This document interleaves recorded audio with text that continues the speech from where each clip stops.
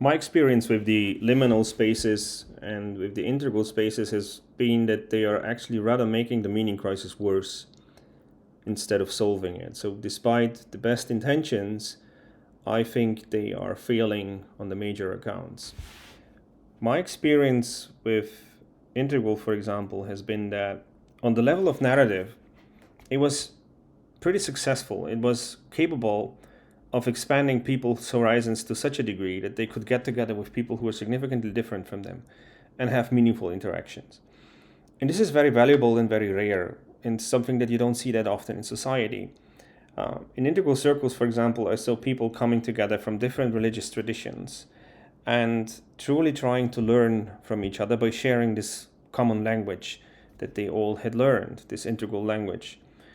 And this is something unique because when you look at present day society, despite claims of pluralism, what we are surrounded by is not actual pluralism, but people holding hands, people singing, people drinking a beer together, but at the end of the day, not really asking the difficult questions, right? We don't go there. Oh, we don't go there. It's usually when you start asking questions about faith and about meaning and about how you interpret certain symbolism, people are trying to avoid those questions.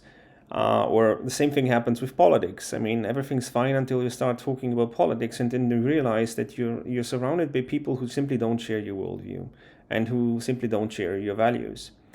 And in this regard, I think Integral definitely made some progress and helped people by using Integral language be at least capable of interacting with more diverse people than they otherwise would be capable just by coming from their own bubble. So, in a sense, Integral didn't fail on the level of having a notion, an integral notion of life, or having a meta-modern enough notion of life. If you look at the narrative, even compared to metamodernism, there is not that much in metamodernism as a narrative that isn't already there in Integral. So as narratives, both are pretty comparable, not that radically different from each other.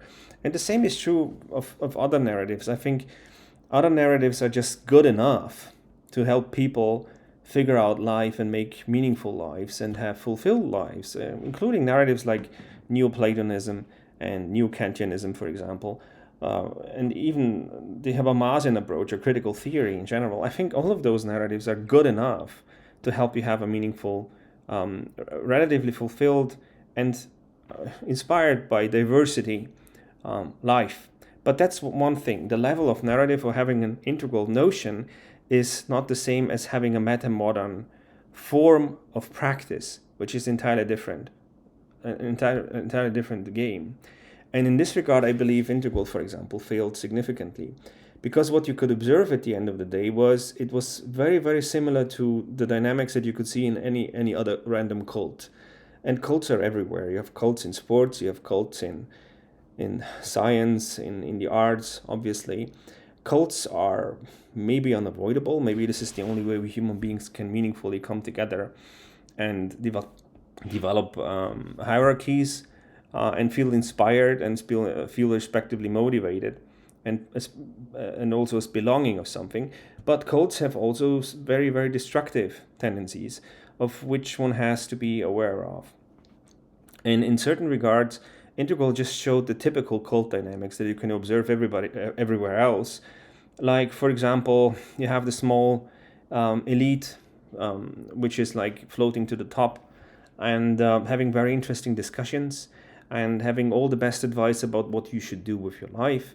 But at the end of the day, you feel like someone who's just in the periphery and just listening. You feel like put into the position of the listener, the person who is just swallowing the content. And you have nothing else and nothing meaningful to do in life but just listen to the narrative, embrace the narrative, and then spread the narrative to the overall society at large. So you feel basically like having no other job but spreading the virus, right? That's a kind of weird position. There can be even much more problematic relationships here where you feel like you're feeding those at the top. Sometimes materially, literally, those at the top live materially through your material efforts by you doing your job and paying them. They don't have to do the same job, and they don't have to do any other kind of uncomfortable work, so they can spend their time telling you what to do with your life. That's a kind of weird position to be in. And it's maybe not what people expected.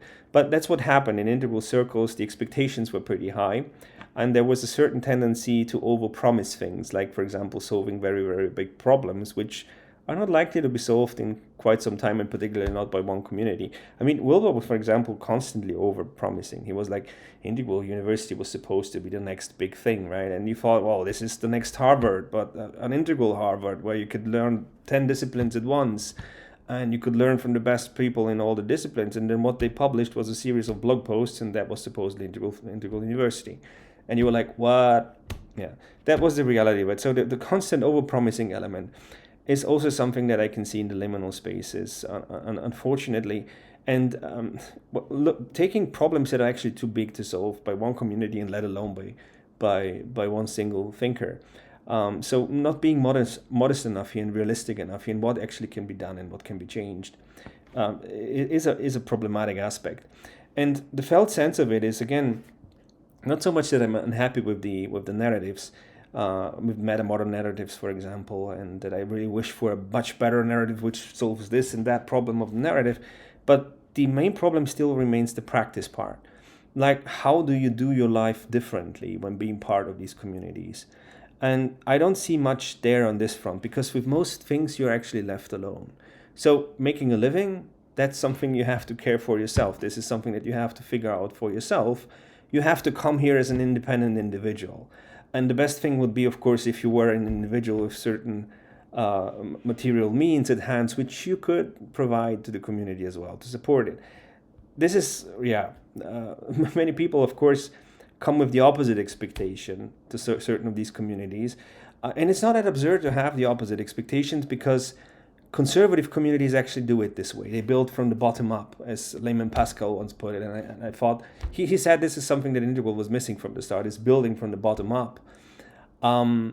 And I felt like, yeah, this is how other communities do it. Like most conservative communities do it by, for example, making sure that their members don't starve. So they start with the basic stuff, right? Building a home together, making sure that people won't end up having no roof in over their heads, making sure that people are not isolated, that they have other people to socialize with, right? That they can express their experiences, that they have somebody to talk to. This is really, really basic human stuff. And I think a lot of it is built on that, or particularly the experience of war, the experience of fear. It brings people together. It brings people together whether you like it or not.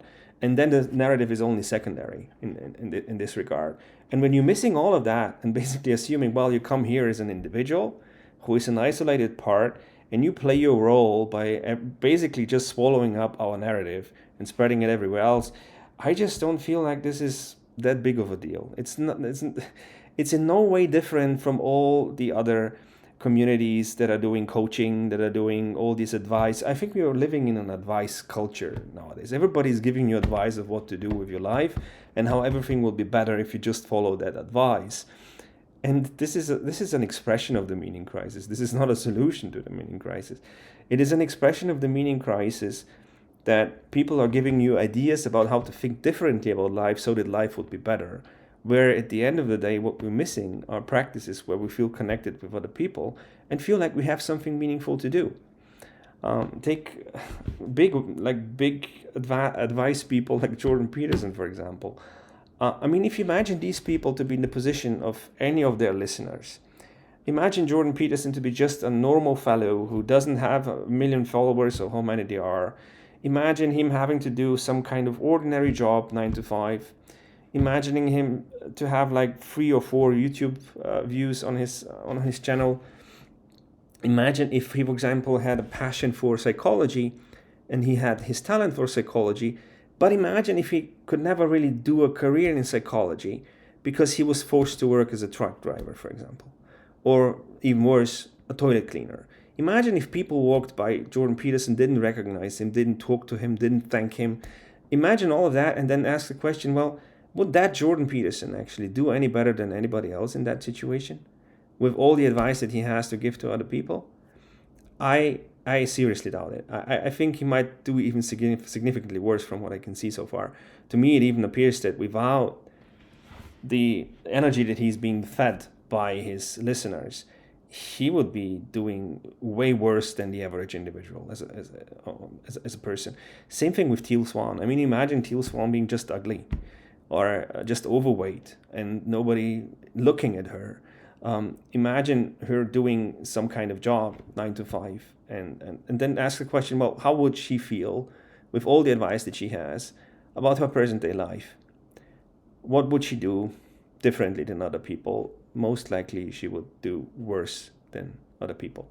And that's generally the situation, I believe, we are in here. We are in an advice culture where what we're actually missing, which is to provide people with not the solutions. We have solutions enough. We have advice enough. We have disciplines enough in which we have worked out working strategies. Working strategies are not the problem, but offering people a real path where, as I did, for example, with how I learned to code, it was a simple practice, but yet it was a practice where you had to go every day. You had challenges every day, whether you liked it or not. You had to work on those together with other people. So you had to figure out ways of communicating with those people. You had to figure out ways of solving these problems together with others, and you didn't have much of a choice, but it brought people together. It brought people together and it brought them somewhere. And this was not an advice culture. This was not, oh, we should do this like this or like that, and then everything's fine.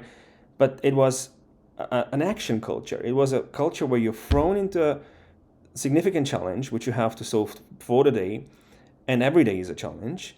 And you have to figure out how to solve it with the help of others. And it's a real thing. It's something that forces you to do. It's something that forces you to come up with creative solutions. It forces you to focus. And it's not something which you could do out of a passive position of just listening of what you should do differently with your life. This is a very simple example for a working practice, and yet I see that missing in the integral spaces, and I see it missing in the liminal spaces as well.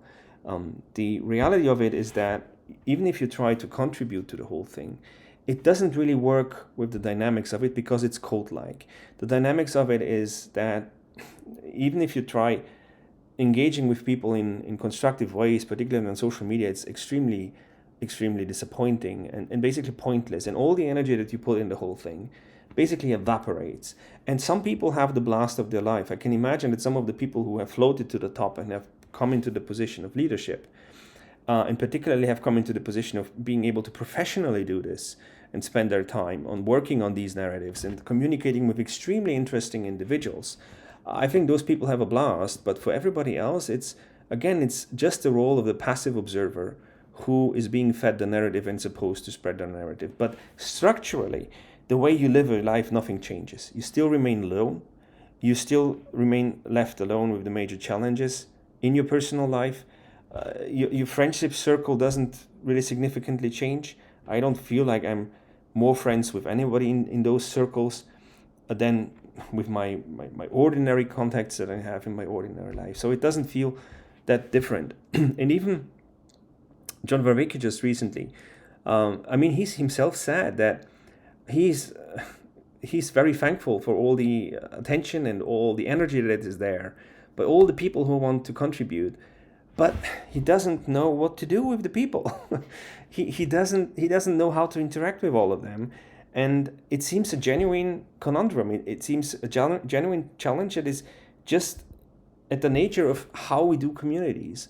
And he doesn't know how to pay attention to everybody, because it seems like it is dissolving the little attention that he has left for people. And sometimes it even, to me as a listener, feels like when he is going and jumping from dialogue to dialogue to dialogue to dialogue, it doesn't seem very productive. It seems like he's getting bogged down and fragmented into bits and pieces that really can't be then put together. And this is definitely not the way to go. And for me, the result of all of that is just simply, I don't see my place in any of that. I don't see the point being here if you can't participate in a meaningful way, if it doesn't really make a positive difference to your personal life, then I don't see a reason for why to stay in these communities. Now, what I experienced in the past was the opposite, which I, on the other hand, now interpret as something that is pathological. So if I had to define like what is the measure for whether you're solving the meaning crisis, for me the measure would be whether the people who are participating in the community can go back into society and feel like now they have connection points to society, feel now they're motivated to go back into society, change careers or change their friendship circles, change interests, but now they feel they have points of connection to ordinary society. They can now go into established institutions, form themselves, establish themselves, build a reputation, build a career, and then from within change existing society into something that is more meta-modern, something that is more open to actual real plurality, and something that is more interesting and more multidimensional than what we can observe today. This is for me the measure for whether we are tackling and dealing with the meaning crisis, and includes also whether those people who have been influenced by meta-modern thinking will be willing to defend their motherland, right? Where they have a notion of social identity, where they feel connected to their social unit to the degree that they would be willing to defend that social unit. Right? For me, this is the measure of it. I had once to experience an example for a kind of integral community, which was an exemplar for the exact opposite.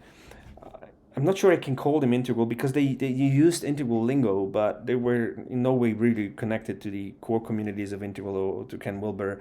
It was just a random group of people who were using integral language for their own sake and in their own way as to basically, as far as I can see, use people.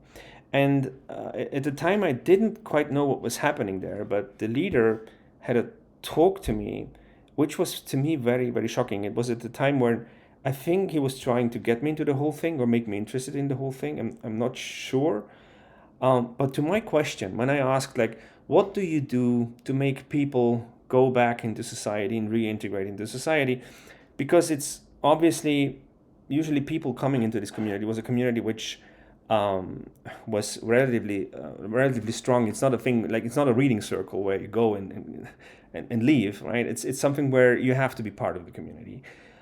And to the question, what do you do to people to reintegrate into society, and how do you make people value society and find ways of finding closure with society? And many of those people have been hurt by conventional society, by conventional religion, by materialist society, by their families, by their environments, by very conservative environments oftentimes, where you couldn't live up to the expectations. So how do you deal with that, and how do you make those people go back to their families, to their jobs, to whatever they do, and do it with a sense of closure and willingness to transcend all of that? And the answer was really shocking, because the answer was, well, we don't want people to go back into a sick society.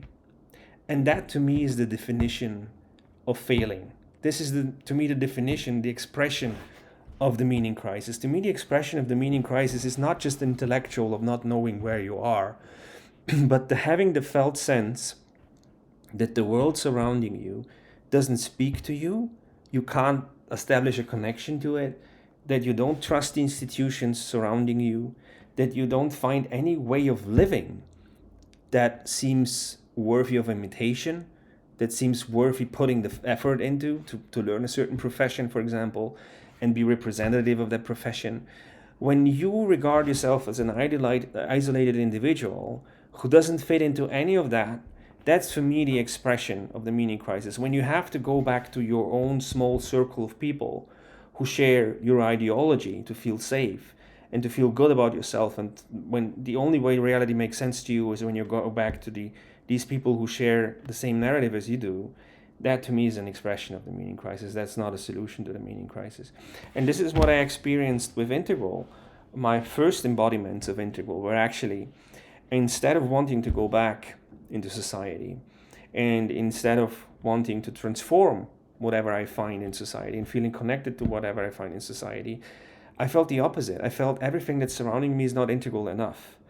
For me, stuff to be exciting had to be dressed into integral language. It had to come through the integral filter. Otherwise, it was just pointless. It was meaningless. It was just, I use the term fragmented a lot. And this was not the experience that I think is representative of having solved the meaning crisis.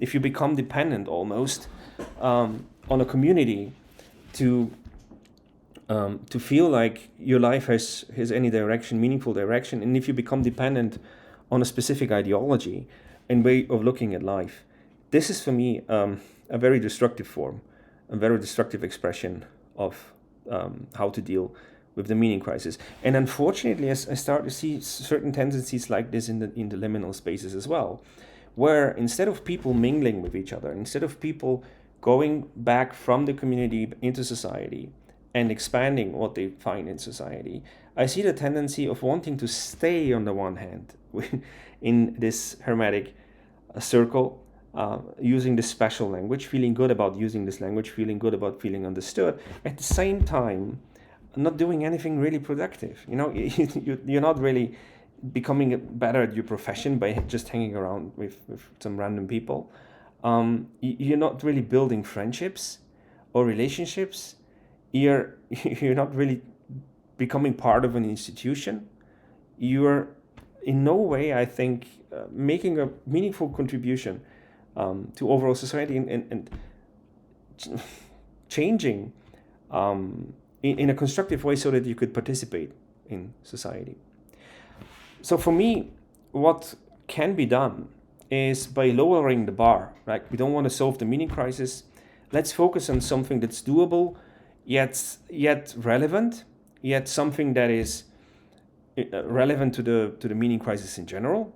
If we lower the bar a bit and focus on what can be done and what really major challenges are, where we can work with working solutions and offer practices which deal with them, I believe this would as a whole be more productive than the hopelessly over-promising of having solutions to the meaning crisis in general, which I believe we don't. I think in many cases we're making it worse. When you can't relate to overall society, but in terms of metamodernism, then you have made the meaning crisis actually worse for yourself. And one of the major challenges that I see for us to have working societies is the challenge of Bildung. Bildung simply having a felt sense for what is out there to be discovered, feeling a sense of connection to what is out there, feeling a sense of admiration and wanting to discover it. It's something, for example, a small child oftentimes lacks. For example, when you confront children with novelty, with something that they really don't know anything about, they usually don't have Bildung about it. And for example, a small child cannot in this state understand or imagine what it's like to be a musician. So they have this childlike imagination of what they think it will be like to be a musician, right? They imagine they're a superstar, everybody loves you and everybody admires you, but they don't have a felt sense for what it actually involves to be an actual musician. So the moment they are confronted with the friction of practicing an instrument, how much frustration comes with that, they give up. Because what they're lacking Bildung, they're lacking a sense for what musicianship can actually give you as musicianship, and not as a childlike projection of grandiosity, because it's more than that. And this is something you can get, for example, from your parents, by simply observing your parent musicians and seeing them practice and them perform music, and them pointing you to the relevant passages to which to listen to, like Rick Beato, for example, is doing with. He has introduced so many people to music. He's giving them Bildung. He's not just giving them knowledge to know how to analyze, but he's giving them a way of connecting to music and feeling something in music they didn't feel before. And this is Bildung in general. The opposite of Bildung is boredom, when you feel like you can't make any kind of connection to what surrounds you. And this is a crucial problem and a crucial challenge for our present day society. If you think about it, this is the main thing around which society is actually falling apart. If people lack this form of orientation and sense for where they can go in society, and remain trapped in a state of boredom and disorientation. And that's what you get when you ask young people, like, what is the thing that holds you back in your development? What is the biggest challenge that you face? They won't say things like my family doesn't have enough money to pay for my education. They don't say things like, well, racism is such a big issue, or discrimination is such a big issue. But what they usually will tell you, what is the thing that bugs you most in your life? It's boredom, right? And it's funny, right? I mean, if you ask academic institutions, they will tell you entirely different stories about what's wrong and what's so difficult for young people. But from my experience with young people, but just talking to them as human beings who have experiences, it has been usually boredom. And what do you do to kill boredom and to kill time? Well, you look for entertainment, and there's an entire industry which is built around that, around killing Bildung. I misspoke here, but it literally does. I mean, entertainment does kill Bildung. So instead of creating a working relationship to new spheres of knowledge that you could feel excited about, that could help you transcend yourself, expand yourself, what young people are feeling is a state of isolation where they don't know what to do with their lives, and they feel like everything else, despite all the beauty that is out there, none of that really makes a difference. None of them that feels like something that touches them. I can clearly remember how as a kid I was sitting there in the church and having to listen to Bach. And I mean, and then you're there and your butt hurts on these benches and you had to sit there, and it's not like, those short format videos on YouTube where you listen for 5 minutes and can leave. You had to sit there for hours, and you think like this is the worst torture you can imagine, but it's at the same time you're told this is the the most heavenly music, supposedly, like listening to Bach on an organ, being played on an organ, and you're like, no, come on. this is torture. But this is the real life, I think, experience of many young people, and this is the major real life challenge expressing itself for the meaning crisis, which is how do you get a connection into different life forms, right? Into different practices of action from the position of lacking Bildung and lacking orientation at the start. And for example, Wilber did pretty well, I think. He introduced many people to new ways of thinking. For example, I've heard of people who were introduced to Luhmann by Wilber, so they learned systems thinking and then became specialists in this field. I personally was introduced to hermeneutics by Wilber, so it's this form of thinking which attracted me and where I looked more into the details of the whole thing. So on the level of the narrative itself, I think it partly worked to giving people Bildung, giving people a sense of where they are in this universe and what there is out there to still discover. But on the level of practice, it did not live up to that, because on the level of practice, you were left alone.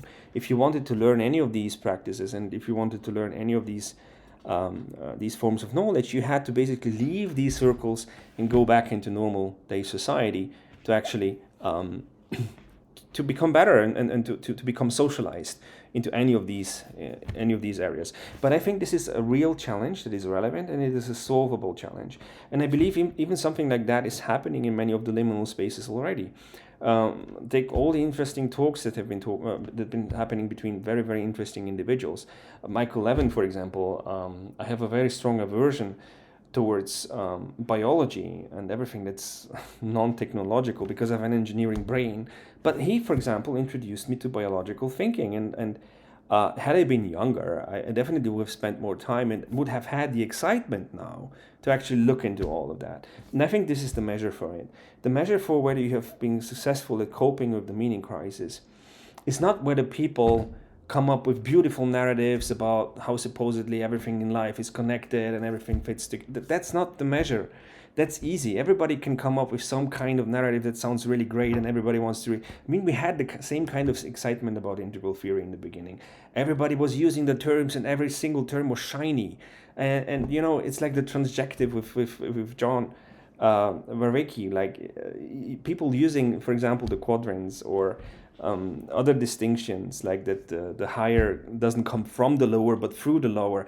People could get as excited about those terms as John Vervaeke's about transjectivity. So the terms alone, I mean, shiny terms, and finding people being super excited about terms is not the measure for having solved the meaning crisis. The measure for having solved or having made steps towards solving the meaning crisis is when the people who participate in whatever practice you have to offer then go back into their everyday life and they feel excited about getting back into it. They feel like there are already connection points there between them and their environment and their society. They feel excited about going back into established institutions, about about proving themselves in those institutions, and about transforming those institutions from within. This is for me the measure for having solved the meaning crisis, because this is exactly the challenge that we're facing. How you deal with something that is different, that is foreign to you, that doesn't feel like you can relate to it. Finding ways of relating not only to practices that seem pointless, but finding ways of relating to people that seem, well, incomprehensible and just radically different. And it's not a solution to come up with a narrative that supposedly everybody else has to swallow and everybody else has to believe in the same narrative, and then we've solved the meaning crisis. Like doing Christianity, re-Christianizing everybody, like everybody has to become a Christian. I mean, just imagine if this was to be the norm, but how different is it from expecting that everybody's supposedly to become meta-modern? This is not likely. It's not likely for people to embrace the code, because people have different styles of thinking and have different sensibilities. It's not likely that we will all become either atheists or metamodernists in this regard. And if this is the measure, if the measure is to solve the problem of boredom, to solve the problem that teenagers are actually facing, I think we can make significant steps towards contributing to society something that it doesn't have. Because if you think about it, society doesn't have any places where you could do Bildung. It doesn't have, I mean, in Bulgaria we have special spaces from communist times where people can mingle, and non-formal spaces of education, which is not very typical, except in the northern countries as well. This is rather the exception than the rule, but otherwise you don't have such spaces where you could get together with other people and experience Bildung firsthand. This is, I think, the area in which the liminal spaces could make a meaningful contribution, but they would have to do it in a more structured way, in the sense that the current way it is being done is that you have a few people who are the opinion leaders, who are having interesting discussions and who are having a blast, and everybody else is just an observer. And it's kind of, on the one hand, it is too elitist, it is focused on a group of people who are, the speakers, and everybody else is the listener, and you can't contribute in a meaningful way. And if you can't contribute, you won't feel like you're participating. It has to be participatory. You have to be done a meaningful job to do. You have to be given meaningful tasks to solve, which at the end of the day will help the community overall. The one thing is the elitism which is there, and the second thing is it is at the moment just super fragmented and rhapsodic and random. Like, people are jumping between topics, and you have to devote your entire life to just following the liminal spaces to see where the discourse is going. And this is, again, it's nothing surprising. It's exactly the same thing happening in any random cult that you observe. Every random cult has its own narrative, and how its own narrative develops, and it has its own sequence of events, right? It's like a story of what happened then to whom, and who said what, and who did what, and you have to be part of that, and you have to follow it with gossip, and the whole thing. It's all part of the overall experience for it to be meaningful at all. And this is, of course, only possible if you basically devote your life to it. If you participate all the time in the whole thing, right? You have to become a kind of member of the club, and be there at best from the start for it to be as meaningful as it is to other people. And we have seen the same thing happen with Integral. The moment you have new people coming in who have not been there from the start, and not being part of all these gossip experiences and all these events, and what did Ken Wilber say to that person, and what happened then, you have not been part of all of that. It just feels foreign, and you feel like there's nothing for you to do. So this is something that's definitely missing in these circles. Structured ways, so that whenever new generations are coming in, they're giving meaningful tasks, and they're given the opportunity to work on relevant problems. And there are so many problems that are relevant to being human, like take addiction as a topic, or take framing theory, or narrative warfare, whatever you want. There's so many topics on which we have to have a sense and orientation for how to navigate them.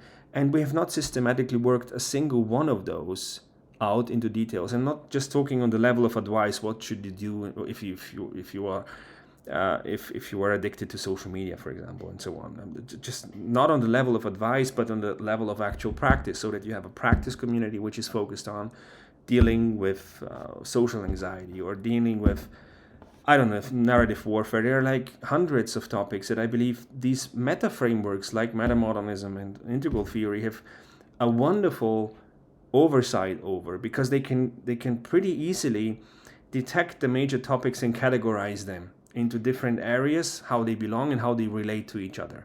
And once you have categorized all these topics about what it's like to be a human being, that we need to have a certain state of awareness of, you can have people have focus groups on, for example, studying individuals, like one focus group studying Plato, another focus group studying addiction, yet another focus group studying body techniques, yet another studying narrative warfare, and so on.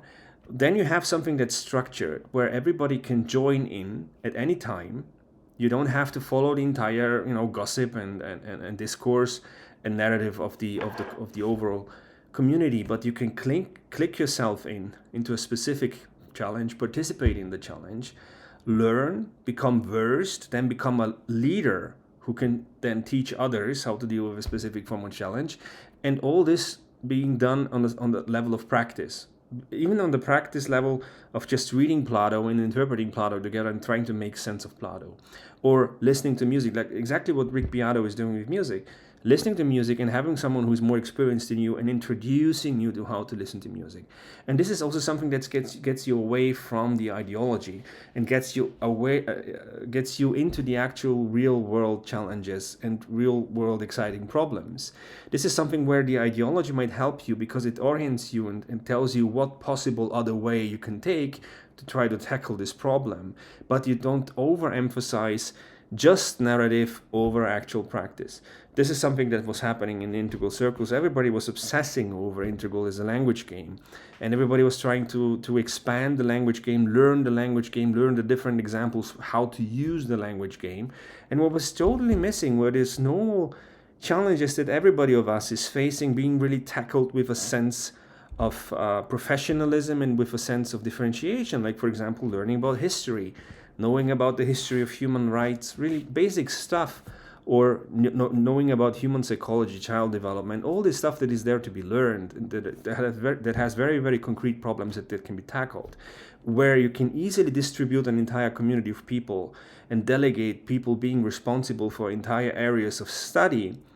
None of that was tackled. Instead, the focus was always the narrative. The narrative has to be on top. And the point is, you don't live on narrative alone.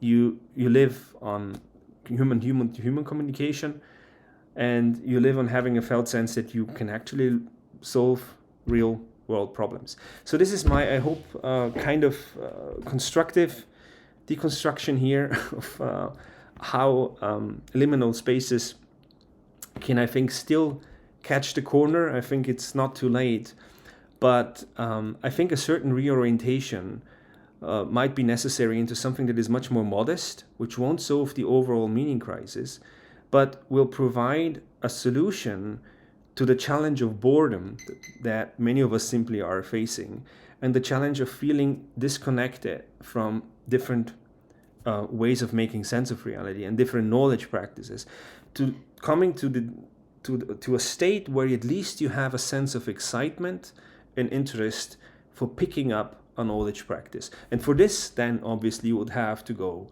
back into society. This is not something which I believe the liminal spaces can provide you. They can't provide you with professionalism. They won't make a physicist out of you, but they can provide you with the sense for excitement for physics, with a sense for excitement for biology, where you can then go into society, study the respective field, and then transform it from within, having re-established a connection to ordinary society and to very ordinary people surrounding you who won't, in most likelihood, share your narrative and share the nice and shiny terms that you use to describe how everything is connected to everything else. But I think this is secondary. I don't think they have to. And I think you can have human connection despite not sharing on the narrative level the same worldview and the same, even sometimes even the same values. So this is my suggestion, to take this whole thing into a more constructive approach, where we avoid cult dynamics that are just natural. They happen whether you like it or not. They're just there whenever you have a community of people, and give more people something meaningful to do, and help each other ease the pain of sitting on a bench listening to Bach and getting to experience the actual beauty of it, which we can't do alone. I think we need each other for that. We need more experienced others to introduce us. Otherwise, it's just extremely difficult. I mean, just to close this whole thing off, it took me like so many hours of sitting with the pain of listening to Bach specifically until I could hear anything that's touching me. And it's just not realistic if this is the general approach. Just sit with the pain until someday miraculously you start listening. This is just not the way you do it. The way you do it, you get together with someone who's already inspired with what they're doing, and inspired, for example, by the music, like Rick Beato, and who give you a hint with a pointing gesture of what to listen to. And then sometimes it doesn't take that much effort, and you can really get into experiencing the goosebumps, and you can feel the fire starting to burn. And I think this is what liminal spaces can provide. This kind of firing people up, again, like kickstarting them back into feeling connected to life, and then being able from that inspiration to go back into their everyday societies and transform them from within to the better.